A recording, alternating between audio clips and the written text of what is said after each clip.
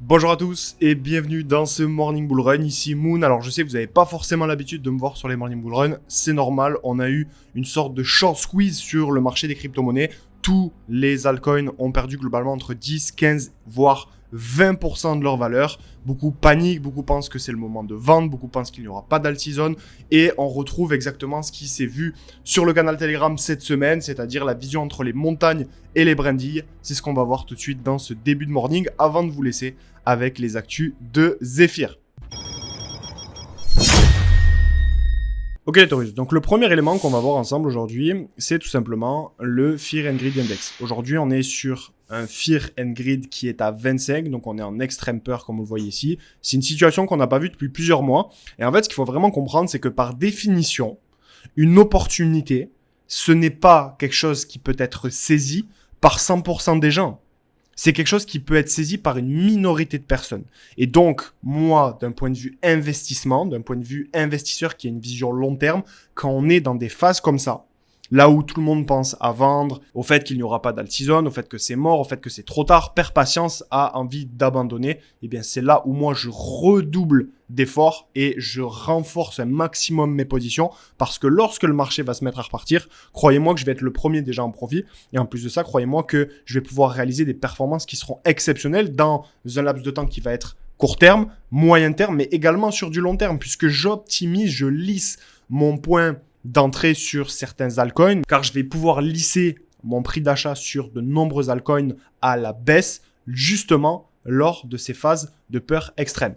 Le deuxième élément que je voulais voir avec vous, c'était tout simplement quelque chose qu'on a évoqué avec les membres du canal Telegram le 9 février. C'est tout simplement une vision concernant Warren Buffett, donc le gars qui pèse évidemment 148 milliards de dollars, l'un des investisseurs les plus connus, si ce n'est pas le plus connu au monde, et il est connu pour deux choses. Premièrement, sa patience. Donc, il a tenu certaines de ses positions pendant plusieurs années. Ok, donc évidemment, il s'est pas laissé impacter par le bruit, par les médias, par un potentiel bull run sur le marché des actions ou quoi que ce soit. Lui, il avait son plan, sa stratégie long terme. Et évidemment, c'est l'une des plus grosses fortunes mondiales actuellement parce qu'il a eu cette vision long terme et que le court terme ne l'a pas impacté. Ça, c'est le premier point.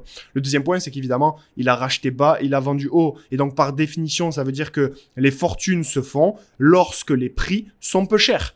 Comme ce qu'il est en train de se passer en ce moment. Là, plus les prix descendent, plus les prix chutent, plus ça veut dire que vous êtes en train de semer des graines qui deviendront des arbres majestueux justement dans les prochains mois, les prochaines années. Et ça, c'est quelque chose d'exceptionnel. C'est là où on va justement saisir les plus belles opportunités. Et évidemment, les patients maintenant sont les futurs gros patrimoines de demain. Ce qu'on a fait également avec les membres du canal Telegram spécialement dédié à la crypto, c'est que l'on a fait un bootcamp de 5 jours où on a traité différents sujets. Donc, premièrement, la montagne et la brindille sur le marché des cryptos. On va y revenir juste après. Un sujet qu'on a traité vraiment en profondeur. Est-il possible que le bull run n'arrive pas ? Tout le monde dit que le bull run va avoir lieu, mais rien ne se passe. Pourquoi ? Pourquoi ce cycle est différent et comment s'adapter ? Comment bien investir dans le contexte actuel ? Ça, c'était pour le jour 5. Et vous voyez, on a eu justement de nombreuses vidéos. On a eu la vidéo 1 ici. On a eu la vidéo 2 ici. On a eu la vidéo 3 ici. On a eu la vidéo 4 ici et on a eu la vidéo 5 ici. Ok, donc si vous avez besoin de data, d'informations, de précision, de vision, ça se passe dans le canal Telegram spécialement dédié à la crypto. Vous avez des vidéos, vous avez des actualités, vous avez des rapports sur le marché, vous avez des projets crypto qui vous sont partagés, vous avez des conseils sur l'invest. Attention, pas des conseils en investissement, des conseils sur la manière d'aborder la thématique de l'investissement de manière générale et ce que nous, on fait au quotidien. Donc, le lien est en description. Je vous retrouve de l'autre côté. Et d'ailleurs, ça m'amène au point suivant qui est un point qu'on a également évoqué en profondeur avec les membres du canal Telegram spécialement dédié à la crypto. C'est celui-ci. En fait, sur le marché, vous avez deux types d'acteurs. Vous avez les acteurs qui sont des montagnes, qui ne bougent pas, qui ont une vision long terme, qui sont là pour durer et qui ne sont pas impactés par le temps, la tempête, le tonnerre, la neige, le bruit, ce que vous voulez. La montagne, elle ne bouge pas, elle est solide. Et justement, nous, on doit avoir cette fameuse vision de montagne que n'ont pas les particuliers et qu'ont des gros investisseurs, des gros acteurs d'ailleurs comme BlackRock, JP Morgan, tous les fonds d'investissement, les banques qui comprennent que le marché évolue sur du long terme et que le court terme ne change absolument rien ni à leur vision, ni à leur stratégie, ni à leur manière d'investir. Ils accumulent pour que sur du long terme, ça prenne en valeur. Et c'est ce qui se passe à chaque fois. Si vous prenez l'historique de nombreux fonds d'investissement qui étaient là depuis plusieurs années, ils sont tous, absolument tous, en profit parce qu'ils ont une vision long terme, un plan, et ils agissent comme des montagnes sur le marché. Là où on a des personnes qui ont cette vision de brandy, qui eux, moindre bruit, moindre coup de tonnerre, moindre tempête, moindre neige, moindre intempérie, moindre personne qui shoot dedans, vont se laisser impacter, influencer, vont aller de gauche à droite, vont être extrêmement fébriles par rapport à tout leur environnement. Et c'est ça qui fait que la brindille, à la moindre intempérie, elle peut disparaître, là où la montagne ne disparaîtra jamais, et là où elle sera toujours présente. Avant de finir justement ce point-ci concernant le Morning Bull Run et de vous envoyer avec Zephyr qui va pouvoir vous partager les superbes actualités qu'il y a eu sur le marché, j'aimerais revenir avec vous d'un point de vue technique sur ce qui s'est passé justement en 2020. En 2020, on a eu ici l'annonce du Covid et on a eu ensuite pendant plusieurs semaines un Bitcoin qui a perdu 60% de sa valeur. On a eu une pandémie mondiale, c'était une première dans le monde entier, tout le monde était confiné, on parlait de fin du monde à ce moment-là, il y avait des pénuries alimentaires et tous les marchés globalement en ont souffert. Et ce qu'il faut comprendre, c'est qu'on a des personnes qui, d'accord, c'était pas du tout la même situation qu'on est en train de vivre aujourd'hui. Aujourd'hui, on est juste sur un short squeeze, on a pris peut-être moins 10, moins 20% sur certains altcoins, c'est pas la fin du monde. Par contre, à ce moment-ci, on parlait justement de fin du monde, mais il y a des personnes qui sont positionnées justement quand personne n'y croyait sur le Bitcoin, sur le marché des cryptos, sur les altcoins, et qui ont pu justement, après ça, en 2021, vivre un bull run sensationnel et réaliser des performances exceptionnelles, des multiplicateurs exceptionnels. Et il faut vraiment prendre du recul et pas avoir cette vision où on se laisse impacter par le court terme, parce que si on dézoome et qu'on regarde ce qui s'est passé, il y avait le Covid, c'était la fin du monde. Et on a quand même eu un bull run. On a eu énormément d'argent qui a été injecté sur les marchés, donc ça a poussé les prix évidemment à la hausse. Mais ce que je veux vous dire par là, c'est que il y a des personnes, ceux qui étaient visionnaires, qui ont saisi les opportunités là où tout le monde était en train de vendre, eux ils étaient en train d'acheter. Ceux qui ont eu une vision de montagne et qui pensaient sur du long terme ont pu réaliser des performances de malade mental. Et c'est comme ça que ça se passe et ça n'a jamais changé, ça changera jamais. C'est toujours comme ça que ça se passe. Donc si vous avez envie de vendre, repassez-vous cette vidéo, rejoignez le canal Telegram, écoutez le bootcamp crypto qui vous a été partagé totalement gratuitement et ça va vous permettre d'être plus serein et de prendre des bonnes décisions sur le marché des crypto-monnaies. Le dernier point avant de laisser la parole à Zephyr, c'est tout simplement celui-ci. C'est vraiment quelque chose de très basique mais qui va nous permettre de prendre du recul et se dire ah ouais en fait c'est pas si grave que ça. Depuis le bottom, on a eu une phase de latéralisation sur Bitcoin. On a eu une expansion. Ensuite, on a eu une nouvelle phase de latéralisation qui s'est suivie d'une expansion. On a eu une nouvelle phase de latéralisation et ensuite on a eu une expansion. On a eu une longue phase de latéralisation ici, donc qui a pris la forme d'une réaccumulation. Et si vous voulez, à ce moment-ci, tout le monde disait la même chose. C'est la fin du bull run, les alt season performent pas, j'en ai marre, je veux revendre, je veux quitter ce marché, c'est trop dur psychologiquement. Mais à la fin, qu'est-ce qui s'est passé ? On a eu une nouvelle expansion sur Bitcoin. Et actuellement, on est juste sur une nouvelle phase de latéralisation. Et ce qui va se passer, c'est qu'on va juste avoir une nouvelle phase d'expansion. Et si vous achetez ici, eh bien, vous serez gagnant quand on arrivera ici, tout simplement. Et c'est aussi simple que ça. Alors évidemment, c'est inconfortable de racheter maintenant. Évidemment, il faut avoir la vision. Évidemment, c'est pas facile. Évidemment, on a des doutes. Tout le monde a des doutes. Mais croyez-moi, si Warren Buffett, et je vais vous laisser avec ça pour éviter que la vidéo de ce Morning Bull Run ne soit trop longue, si Warren Buffett avait 20 ou 30 ans actuellement sur le marché des cryptos, croyez-moi qu'aujourd'hui, il serait en train d'acheter et non pas en train de vendre. Ok, merci Moon. Effectivement, comme précisé, les investisseurs qui vont gagner sur le marché sont ceux qui suivent le plan. Donc, on ne change pas nos habitudes et on passe aux actualités. Bonjour à tous et bienvenue dans ce Morning Bull Run. Ici Zephyr et on se retrouve comme chaque matin pour un tour des actualités crypto. Et aujourd'hui, on va commencer avec YouMiners et Ledger qui nous ont annoncé un partenariat à Consensus Hong Kong. Donc, c'est un événement où on a plusieurs acteurs liés à la crypto-monnaie qui se sont rencontrés, qui ont pu échanger et qui ont pu également annoncer des partenariats. Et ici, on a un partenariat entre YouMiners et Ledger. Donc YouMiners, c'est une entreprise qui vous permet de vous procurer et d'acheter du matériel de minage. Donc tout simplement, vous allez pouvoir acheter des machines, des ordinateurs. Donc je vais vous montrer rapidement à quoi ça ressemble. Ce sont des choses comme ça, c'est de la puissance de calcul qui va être en capacité de miner de la crypto-monnaie. Donc essentiellement du Bitcoin, mais on a aussi d'autres crypto-monnaies comme du Litecoin, du Dogecoin. Et on a plusieurs types de machines, bien sûr. Et eux, ils vont stocker ça de leur côté, puisque c'est du matériel coûteux, vous le voyez, et donc eux, ils se chargent eux-mêmes de le garder dans des centres de données. Donc vous avez bien sûr pas la responsabilité de garder ça chez vous, hein. C'est gardé dans des grandes tours, donc c'est vraiment dans des centres contrôlés et protégés. Et vous, eh bien, vous récupérez les récompenses de minage de ces machines. Et ça, c'est intéressant. Et ce que l'on voit, c'est que eh bien, Ledger a annoncé un partenariat avec Uminers pour permettre eh bien, aux détenteurs d'une machine Uminers de récupérer des crypto-monnaies sur du matériel Ledger sécurisé. Et donc, ça montre que Ledger, étant son offre qui était essentiellement destinée à des particuliers, c'était essentiellement des personnes comme vous et moi qui achetions du matériel Ledger essentiellement, eh bien, à un public de plus en plus institutionnel, de plus en plus haut de gamme. Et donc ça, c'est intéressant puisque ça montre vraiment une maturité croissante de l'entreprise qui cherche des partenariats, qui cherche de la collaboration, puisque quand on est au sommet, on cherche de la collaboration pour créer un maximum de valeur et profiter du réseau d'autres personnes. Ça, c'est vraiment un enjeu majeur. On continue avec Strategy qui rachète plus de Bitcoin, donc Strategy, l'entreprise de Sailor. On l'avait déjà évoqué hier, souvent on a le dimanche eh bien, une annonce de rachat, un teasing de la part de Sailor, et le lundi, le rachat effectif. Donc là, on l'a eu, l'ancien dirigeant de MicroStrategy, donc Strategy maintenant, achète pour 2 milliards de dollars supplémentaires de Bitcoin. Et pour le faire, eh bien, ils ont utilisé 2 milliards de dollars de billets convertibles. Et donc, on a toujours une stratégie d'accumulation de la part de Strategy, de la part de Michael Saylor sur le Bitcoin. Hein, vous voyez avec sa cravate orange. Et ce qui est intéressant, c'est que vraiment, on a une institution qui veut jouer le coup du siècle. Il accumule comme si sa vie en dépendait. Et donc, actuellement, c'est l'entité qui a le plus de Bitcoin.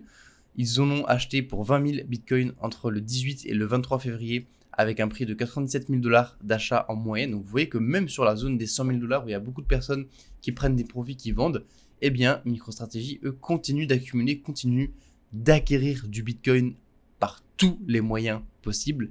Et ça montre que les institutions vraiment, de manière générale, de manière globale, eh bien, sont en train d'utiliser Bitcoin pour exploser et pour vraiment aller atteindre un stade supérieur, puisque ces institutions, leur but, ce n'est pas de faire un x10 sur leur capital. Leur but, c'est de faire prendre en maturité le marché des crypto-monnaies. Et pour ça, eh bien, forcément, ça prend du temps. Ça amène plus de capitaux sur le marché. Ça crée de l'inertie. Vous savez, l'inertie, c'est une des lois fondamentales en dynamique qui dit que un corps, son mouvement naturel, c'est pas de ne pas bouger, c'est de continuer à faire ce qu'il est en train de faire. Si vous prenez un caillou que vous le lancez dans l'espace, ben, il ne va pas s'arrêter. Il s'arrête s'il y a des frottements. Mais s'il n'y a rien, s'il est dans l'espace, donc dans le vide, bien, elle va continuer à bouger et elle va continuer à l'infini jusqu'à ce qu'il soit attiré par une force gravitationnelle en se rapprochant d'un objet céleste. Mais ce que je veux vous transmettre par là, c'est que vraiment l'état fondamental d'un corps, c'est de continuer à faire ce qu'il est en train de faire. Ce n'est pas de ne pas bouger. Et ce concept d'inertie, eh bien, on le retrouve en finance. C'est-à-dire que plus on a de capitaux qui arrivent en finance, plus on a de choses qui se construisent et qui se mettent en place, et bien plus on a des mouvements qui sont lents, mais qui sont également inarrêtables. Et donc actuellement, qu'est-ce qui se passe? On est sur Bitcoin, on est sur un Bitcoin qui a cassé ses ATH à 69 000, qui est en train de consolider autour des 100 000 dollars, et en fait on est en train de créer de l'inertie à la hausse. Et donc probablement que sur le long terme, cette inertie, elle va permettre au Bitcoin de se valoriser beaucoup plus solidement. On continue avec une news sur les mêmes coins de la part de Ki Young-woo qui a partagé un avis sur lequel je suis assez aligné et du coup j'ai trouvé ça très intéressant et je voulais vous le partager. Ki Young-woo, c'est le CEO et un analyste on-chain de CryptoQuant et il le partage souvent d'ailleurs sa vision sur les mêmes coins, qu'est-ce que c'est, pourquoi ça marche. Et c'est une question que je me posais moi-même quand j'ai commencé la crypto et qu'on a vu vraiment toute cette hype sur PP, sur Doge, sur beaucoup de crypto-monnaies différentes, sur ce Shiba. PP c'est venu plus récemment, mais soit. Et je me demandais pourquoi de telles cryptos marchent, performent, font des x10, puisque forcément si ça fait des performances comme ça, c'est qu'il y a beaucoup de personnes qui sont derrière, alors qu'on a quand même des projets beaucoup plus sérieux, beaucoup plus puissants, qui vont être là sur du beaucoup plus long terme probablement, comme Ethereum tout simplement, qui sont en sous-performance claire et nette depuis le début de ce bull run, et le début de ce bull market. Et en fait, j'en suis arrivé à la conclusion que la plupart des personnes, de toute manière, ne comprennent pas en profondeur les projets crypto. Les personnes qui comprennent en profondeur Ethereum, qui ont quelques notions de solidity, qui ont vraiment cette notion du proof of stake, qui sont allées mettre les mains un petit peu dans la DeFi, elles ont de l'Ether de toute manière. Mais la plupart des gens, ils ne comprennent pas vraiment en détail et en profondeur le projet Ethereum. Par contre, ils sont capables de se reconnaître et de s'associer à un groupe, à une idée. Et ça, c'est vraiment une tendance très fondamentale qu'a l'être humain, c'est le fait de vouloir se regrouper. Et les meme coins, c'est l'expression de la tendance humaine à vouloir se regrouper, mais dans la crypto. Et ici, eh bien, on a Kyungu qui a exprimé ça également, qui dit que les meme coins, ce sont des archétypes de l'inconscient collectif. C'est vraiment, les humains, on aime se mettre en groupe, on est comme ça, que ce soit depuis l'école primaire où on allait jouer ensemble à la cour de récré, jusqu'à plus tard quand on monte des business ensemble, quand on crée des entreprises, quand on travaille et qu'on collabore, qu'on continue à sortir, qu'on fait des soirées, l'être humain est un animal social. Et donc ici, qu'est-ce qu'on a ? On a un petit tableau, donc c'est en anglais, je ne peux pas le traduire parce que c'est sur une image, mais je vais vous l'expliquer. Ici, on a en haut le monde crypto et en bas le monde réel. À droite, on a la conscience collective et à gauche, on a l'inconscience collective. Et vous voyez que dans le monde réel, eh bien, l'inconscience collective, c'est le chamanisme et le culte humain, donc c'est vraiment tout ce qui va être signe du zodiaque, ce genre de choses. Et le conscient collectif, ça va être tout ce qui va être des entreprises, des compagnies, des associations, tout cela. Eh bien, dans le monde de la crypto, on a un équivalent de ces choses, donc un équivalent de tout ça, et l'équivalent de tout ce qui va être signe du zodiaque, vraiment les cultes, les choses comme ça, tout ce qui est chamanisme, ça va être les meme coins, les celeb coins, donc les coins qui sont liés aux célébrités, et sur la partie droite, pour tout ce qui est conscience collective, eh bien ça va être les altcoins pour la génération de profit, pour la gouvernance, pour les services sociaux, les projets réels, entre guillemets. Et donc, vous voyez comme ça que les meme coins, en fait, c'est quelque chose de très naturel quand on y réfléchit. Et il ne faut pas se dire, il ne faut pas vraiment mettre ça en opposition avec les projets sérieux, entre guillemets. Il faut vraiment voir ça comme une matérialisation inexorable de l'esprit humain à vouloir se regrouper en communauté. C'est quelque chose qui est naturel. Et quand on comprend ça, eh bien, je pense que vraiment, on comprend qu'il y a une valeur fondamentale dans un meme coin qui n'est pas forcément une valeur technologique, qui n'est pas forcément un apport de valeur. En fait, c'est vraiment une valeur qui est là en tant qu'essence, qui est là due à la psychologie humaine, plus que par un apport de valeur concret qui serait créé par le projet. Donc ça, c'est un petit peu mon avis sur les meme coins en ce moment. Alors bien sûr, c'est un avis qui n'est pas fixe, qui est en train d'évoluer au fil du temps, au fur et à mesure que je lis ce genre d'analyse. Mais voilà, c'est un avis que je partage et je voulais l'évoquer avec vous. Mais nous, ce qui va nous intéresser beaucoup plus sur ce bull run, ça va être davantage les institutions, ça va être davantage, eh bien vraiment les gros acteurs qui vont construire et faire le marché. Et on continue avec Dubaï qui reconnaît l'USDC et l'EURC comme les premiers stablecoins officiels vraiment dans le cadre de Dubai Finance Service Authority. Donc ça, c'est extrêmement intéressant parce que Dubaï, c'est un acteur extrêmement important en termes de capitaux. Et donc, ce qu'il faut comprendre, c'est que être un stablecoin reconnu à Dubaï, c'est extrêmement important puisque ça va amener forcément énormément de flux, énormément de confiance et une image de marque sur le marché. Et donc, dans un marché où on a un petit peu une guerre au stablecoin, puisqu'au final, le but d'un stablecoin, c'est de représenter un dollar ou un euro ou un livre ou peu importe. Généralement, sur 99% du marché, c'est quand même du dollar qui est dominant. Et donc, ils sont tous en concurrence les uns avec les autres. C'est à qui représentera le plus fidèlement et de manière la plus sécurisée un dollar américain. Et donc, le fait d'être reconnu à Dubaï, c'est un excellent signe dans le pas d'une prise de marché. Et donc, pourquoi c'est intéressant ? Puisque également, eh bien, les stablecoins, c'est ce qui est utilisé pour acheter des crypto-monnaies. Donc, si on a une adoption galopante, une adoption croissante des stablecoins, eh bien, forcément, ça va entraîner, par conséquence, par cascade, par effet viral, eh bien, une adoption des altcoins. Donc ça, c'est intéressant et ça montre vraiment la puissance de la crypto-monnaie. Les Taurus, si ces éléments de vision semblent importants pour vous, si vous pensez que c'est une vision qui va vous permettre de surperformer un bull run, de vraiment comprendre quels sont les acteurs en place autour du marché, eh bien on a encore plus de valeur à vous apporter. Et pour ce faire, eh bien ça se passe sur le canal Telegram où on vous a préparé et on vous a lancé tout un bootcamp qui s'est fait en 5 jours. Donc ça est sorti la semaine dernière, ça vient de se terminer. Si vous ne l'avez pas encore vu, c'est une opportunité extrêmement intéressante. Pourquoi ? Parce que dans le jour 1, on vous a présenté nos objectifs de prix sur Bitcoin pendant ce bull run. Donc il y a toute une vidéo de 15 minutes où on vous explique de A à Z comment on a construit nos objectifs, d'où ils viennent et quelle est notre vision sur ce marché. Ensuite, on continue avec que se passe-t-il si potentiellement le bull run n'arrive pas ? Pourquoi ? Eh bien, tout est plus lent que d'habitude. Donc on a eu une deuxième vidéo ici qui a été disponible. Ensuite, on a eu une vidéo de vision où on vous a expliqué la différence entre l'invest actif et l'invest passif.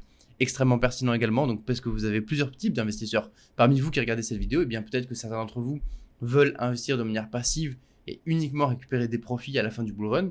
Peut-être que d'autres souhaitent être plus actifs et plus agressifs sur le marché.